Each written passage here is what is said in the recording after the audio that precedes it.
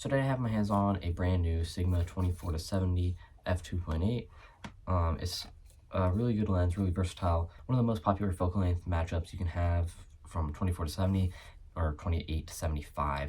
It's one of the two most popular ones you'll see around, and a lot of people see it as a necessity lens. You can basically use it for anything like car photography, portraits, landscapes, anything, because you have that low aperture throughout, as well as a lot of different focal lengths that you can switch through. This one is specifically by Sigma. Sigma is a pretty popular brand, most of you know it. Build quality of this specifically is really nice. I have a few other lenses, such as a 35 1.8, an 85 1.8, and a 24-105 f4. Personally, I've only had this one for a short amount of time, and I love it so far. If you want to see the unboxing process, then we're going to go through that now. But otherwise, you can skip ahead in the video, and in the description, you should see all the timestamps for the whole video.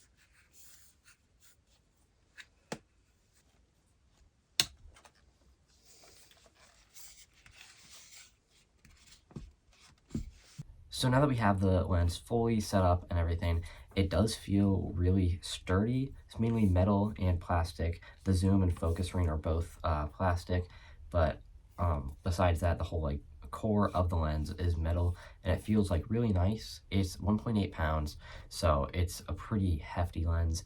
If you're pairing that up with the Sony a7 IV like I am, that's a 1.4 pound camera. So when you put those two together, you're over doubling the weight of your actual camera rig, and throw in a cage and some other attachments, and this is going to be pretty heavy for a standard run and gun rig, but in my opinion, I like the weight, especially when handheld filming. It helps get a bit of a smoother feel, especially when panning or moving up and down, because you have more control of the actual camera.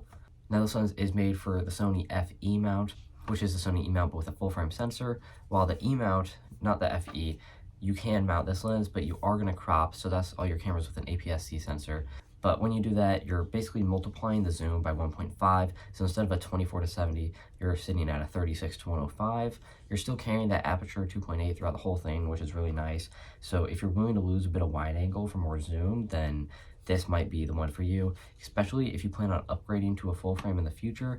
I know some people who started with an APS-C sensor camera, and they bought lenses that were suited to their camera, and then when they finally upgraded to a full frame, they had to buy all new lenses. So if you know you're gonna upgrade in the future to a full frame, then maybe getting this one might be better than getting one that suits your APS-C sensor. But for FE Sony mounts or the full frame lenses, you're going to get full use out of this lens. So you have a wide angle, which is all the way down to 24, and then you also get some compression when you can go up to 70.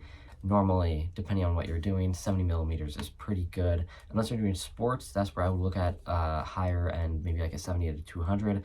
So this only goes up to 70 though, so it's no telephoto lens or anything, but you're still able to get a decent zoom because it's all around pretty good lens, and this one I would say feels really premium, and the image quality is pretty great. This lens makes for some really crisp photos in my opinion. It's not 1.8 aperture, so you don't get a super high amount of bokeh, but in my opinion, the bokeh does look really good. You get really nice circles, and it's not overdone, or the shapes aren't weirdly ovally, in my opinion. And if you're gonna have those backgrounds where you have a ton of lights, then I think it looks great, especially for portraits. But on the video side of things, I haven't found any issues yet. It holds the focus up really well as you zoom in and out, and focusing is fairly quick. So I haven't found any issues, anything regarding that. I'm going to be doing a first full photo shoot soon with this lens, and I'm going to do a POV, so if you want to see that, then I'd stick around for it. But besides that, I think the only con I have for this lens is that when you zoom in and when you zoom out, I zoom in, then the lens does extend, meaning the weight changes. And most of the time when I'm filming on a gimbal if I'm not filming handheld, and therefore you can't really zoom in and out, which is kind of a con.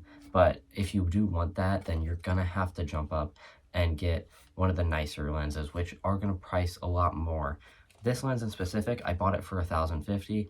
I bought it, normally it's $1,100, but Sigma was having a $50 rebate, and so I bought it while I could. The actual lens itself, you get 3 buttons slash switches, so you have your autofocus, manual focus switch. You can easily switch between the two. Then you have an autofocus lock, so when you're videoing or photoing, you can autofocus onto something, hold that button, and then you'll maintain that focus point the entire time. And you also have a lock, which is for your zoom ring. When you zoom in and out, it'll like kind of stay until you put a tiny bit of force into it. So when it's in your camera bag, I would recommend putting that lock on so it doesn't actually keep zooming in and out. But besides that, the only thing I found kind of strange is that you turn the lens to the left to zoom in, and on most lenses I'm used to, it is actually the opposite way. So some Tamron lenses I use is actually that way. But personally, the change isn't that bad. It's really easy to get used to, especially after using the lens for a little bit. But besides that, I would say this lens is all around really good and definitely worth the money, especially if it's going to be one of your first lenses that you're going to get. Besides for your generic 50mm that everybody recommends, I would say the next lens you should get is the 24-70. It's all around really good. You can do a ton of different things with it, different genres of photography. You're not restricted to anything, and plus you have different zooms and a low aperture that you can maintain throughout the whole thing. And personally, I like this more than my 24-105 f4, which I had beforehand, and I can actually post a whole video about that, why I choose this over that, because there's a lot that goes into it. And I'm actually going to be selling my 24-105 because now I have this. But I'm going to be doing a full shoot with this, so if you want to see that, stick around, subscribe. And besides that, I hope you all enjoyed. Let me know if you have any questions about the lens in the comments. I'll try and answer as many as I can and give you guys my first-hand thoughts about it. But hope you all enjoyed, and peace out.